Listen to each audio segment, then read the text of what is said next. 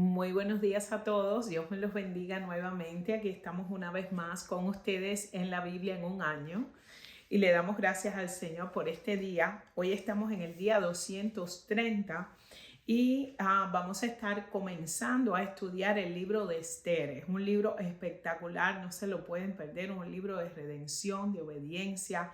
Es algo tremendo, así que no se pueden perder el libro de Esther. Vamos a comenzar con Esther 1, todo el capítulo, Esther 2, todo el capítulo, Esther 3, del 1 al 15, Primera de Corintios 11, del 17 al 34, Salmo 35, del 17 al 28 y Proverbios 21, del 19 al 20.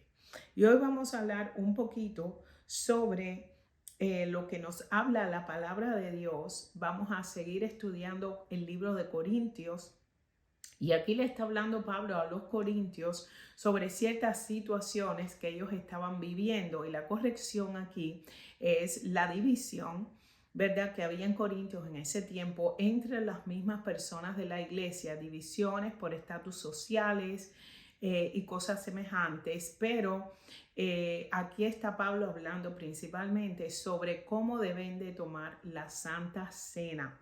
¿Y por qué tomaban la Santa Cena? Había un desorden con la Santa Cena porque ellos comían y bebían, y la palabra dice aquí que muchos hasta se emborrachaban tomando la Santa Cena. Y Pablo dice, no, un momento, hay un orden para tomar la Santa Cena. Vamos a explicarle de qué se trata. Entonces dice aquí el versículo número 11, vamos para el 18. Dice, primero oigo que hay divisiones entre ustedes cuando se reúnen como iglesia, y hasta cierto punto lo creo. Así que por supuesto que tienen que haber divisiones entre ustedes para los que tienen la aprobación de Dios sean reconocidos. Quiere decir, el Señor permite que hayan estas divisiones, ¿verdad? Como dice la palabra, y estas disensiones, dice la Reina Valera, para que se hagan manifiestos entre vosotros los que son aprobados. Quiere decir que el Señor permitía estas disensiones para que aquellos que realmente pertenecían a Dios se hicieran evidentes, porque ahí es donde vemos la madurez espiritual de verdaderamente aquel que es creyente. Entonces dice, cuando ustedes se reúnen, a la verdad es que no les interesa la cena del Señor, pues algunos se apresuran a comer su propia comida y no la comparten con los demás. Y como resultado se quedan con hambre mientras que otros se emborrachan. ¿Qué? ¿Acaso no tienen sus propias casas para comer y beber? ¿O de veras quieren deshonrar la iglesia de Dios y avergonzar a los pobres? ¿Qué se supone que debo hacer? ¿Quieren que los elogie? Pues bien, de ninguna manera lo elogiaré por esto que ustedes están haciendo, pues yo transmito lo que recibí del mismo Señor. Y aquí Pablo empieza a decirle, pues ahí les digo lo que yo recibí del Señor. La noche que fue traicionado, el Señor Jesús tomó pan y dio gracias a Dios por ese pan, y luego lo compartió en trozos y dijo, esto es mi cuerpo, el cual es entregado por ustedes. Hagan esto en memoria de mí. De la misma manera, tomó en sus manos la copa de vino después de la cena y dijo, esta copa es el nuevo pacto entre Dios y su pueblo, un acuerdo confirmado con mi sangre. Hagan esto en memoria de mí todas las veces que lo beban, pues cada vez que coman este pan y beban esta copa, aún anuncian la muerte del Señor hasta que Él vuelva. Por lo tanto, cualquiera que coma este pan o beba de esta copa del Señor en forma indigna es culpable de pecar contra el cuerpo y la sangre del Señor. Por esta razón, cada uno debería examinarse a sí mismo antes de comer el pan y beber la copa. Pues si alguno come el pan y bebe la copa sin honrar el cuerpo de Cristo, come y bebe el juicio de Dios sobre sí mismo. Esa es la razón por la que muchos de ustedes son débiles y están enfermos, y algunos incluso han muerto. Si nos examinamos a nosotros mismos, Dios no nos juzgaría de esa manera. Sin embargo, cuando el Señor nos juzga, nos está disciplinando para que no seamos condenados juntos con el mundo. Y ahí Él le dice, pues, tomen la cena del Señor dignamente. Eso Pablo les está enseñando aquí qué deben de hacer ellos para esto. Si vamos un poquitico a escudriñar lo que dice la palabra, Aquí cuando Pablo les habla, les dice, porque yo recibí del Señor, quiere decir que él los recibió del Señor y de esos apóstoles que estuvieron con él tanto tiempo. Que el Señor Jesús, la noche que fue entregado, y cuando él le dice esto, ahí entonces él comienza a recordar los eventos de la noche de la crucifixión de Jesús. Jesús no solamente fue ejecutado, sino también fue traicionado por aquellos que le amaban. Esto es algo impresionante, dice ella, dando gracias. O sea, tú tienes que dar gracias, dando gracias, tienes que darle gracias a Dios por su sacrificio en la cruz. Dice que partió el pan y dijo, y aquí la comunión de partir el pan es de recordar a Jesús. El pan significa el cuerpo de Cristo que fue partido por nosotros. Y aquí esto habla del significado de la propia muerte de Jesús por nosotros. La última cena en realidad era la comida de la Pascua, era la representación de la Pascua, que fue cuando Jesús con sus discípulos se puso de acuerdo con los mandamientos bíblicos y las tradiciones judías, y entonces ellos celebraban un recordatorio de lo que era la liberación de Israel de Egipto. Cuando el Señor los sacó de Egipto y los liberó, se acuerda que ellos mataron a aquel cordero, pusieron la sangre sobre los dinteles, ¿verdad? Todo eso en el libro de Éxodos. Y el Señor los saca a la tierra prometida. Ahí comienza el libro de Éxodos. Entonces, el partimiento del pan y el beber del vino, eso eran partes importantes de la celebración de la Pascua. Entonces Jesús toma estas ilustraciones importantes y estos recordatorios de la liberación de Egipto de Israel y la añade a los significados que están conectados a la Santa Cena con su propia muerte en la cruz por cada uno de nosotros. Y es por eso que dice, este es mi cuerpo. Al tomar el pan, nosotros somos llamados a recordar a Jesús que por nosotros fue partido. La cena de la Pascua tendría un pan sin levadura. ¿Por qué? Porque la levadura es imagen de lo que es el pecado y la corrupción en la Biblia. La levadura significa pecado y corrupción.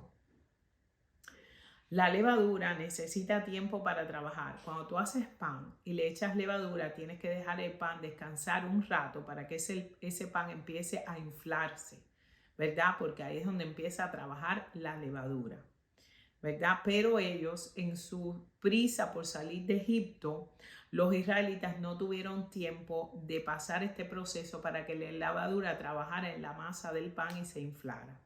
Entonces, el pan sin levadura que se usó ese día en la Pascua, le quedó como unas líneas, como si fueran unas cicatrices, porque no se pudo fermentar esa levadura ahí adentro y el pan no se pudo inflar para que el pan cogiera ese punto, ¿verdad? Y entonces cuando lo hornearon, se le hicieron unos hoyos que parecían perforaciones a este pan de la Pascua. Del mismo modo, así nosotros vemos que el cuerpo de Cristo fue partido por todos nosotros. No tenía pecado, ¿verdad? Como el pan sin levadura. Y su cuerpo llevó líneas, esas líneas. Su cuerpo llevó líneas de los azotes que le dieron los romanos. Y estaba el cuerpo de Cristo lleno de líneas.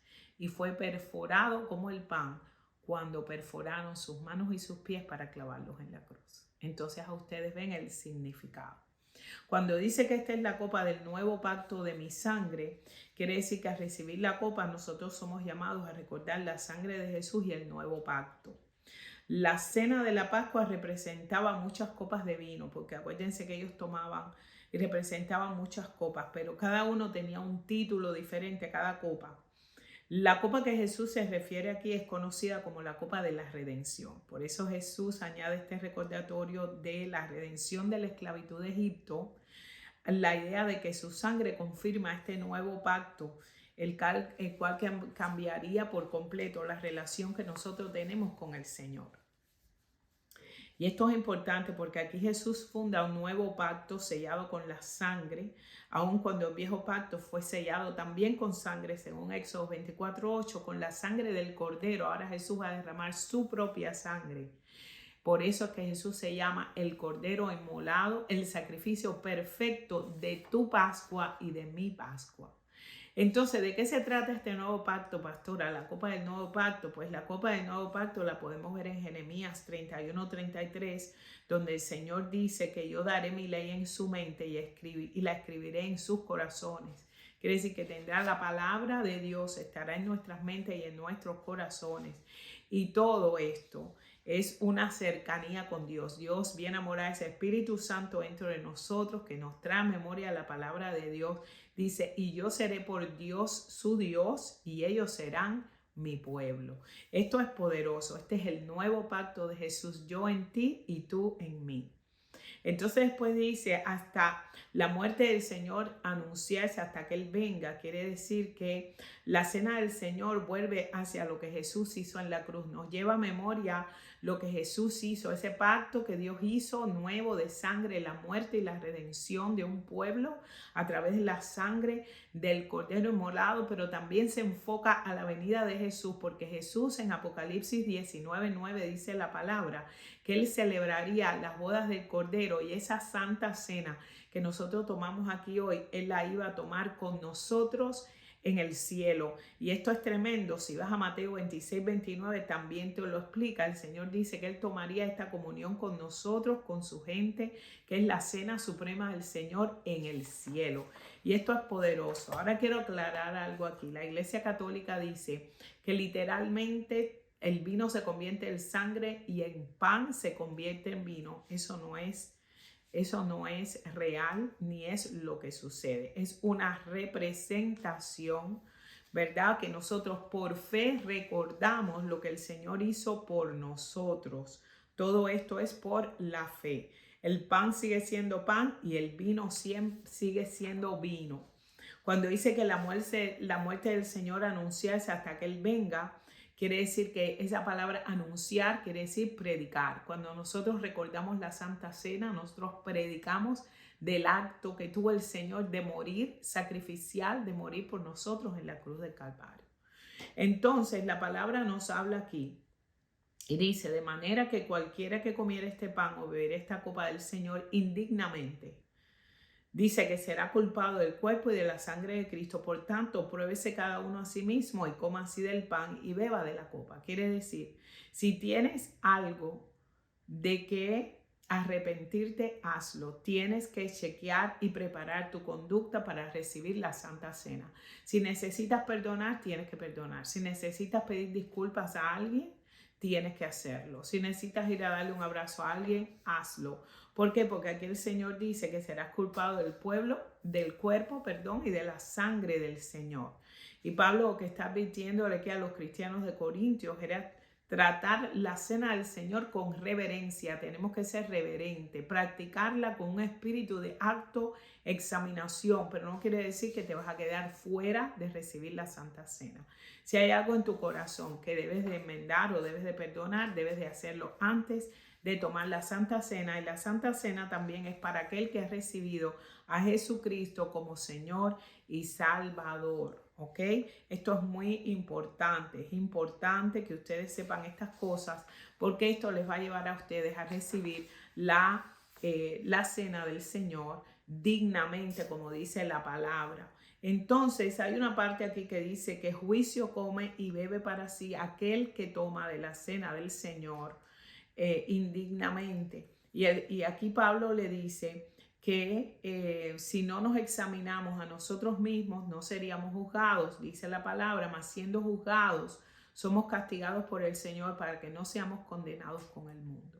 Y aquí el Señor, lo que está hablando Pedro y lo que dice Dios aquí es saber discernir el cuerpo del Señor. Quiere decir que nosotros tenemos que autoexaminarnos de que todo esté bien y prepararnos para este momento. ¿Por qué? Porque el cuerpo del Señor aquí significa la familia de Cristo, que es la iglesia. Y si hay falta de respeto, si hay falta de amor, si hay divisiones entre el cuerpo de Cristo, entonces dice la palabra que juicio come y bebe para sí. ¿Por qué? Porque no hemos discernido el cuerpo del Señor. Quiere decir que no estamos en unidad con los hermanos de la iglesia. Y aquí termina Pablo diciendo, por lo cual, como hay estas disensiones entre ustedes, estas borracheras, todo esto que ustedes están haciendo, que no han sabido autoexaminarse, están haciendo todo esto a lo contrario de la reverencia y la aprobación que debes de tener antes de tomar la Santa Cena. Dice que debido a esto hay muchos entre ustedes enfermos y debilitados y otros y muchos han muerto aún por causa de esto. Entonces, ¿por qué dice que muchos han muerto?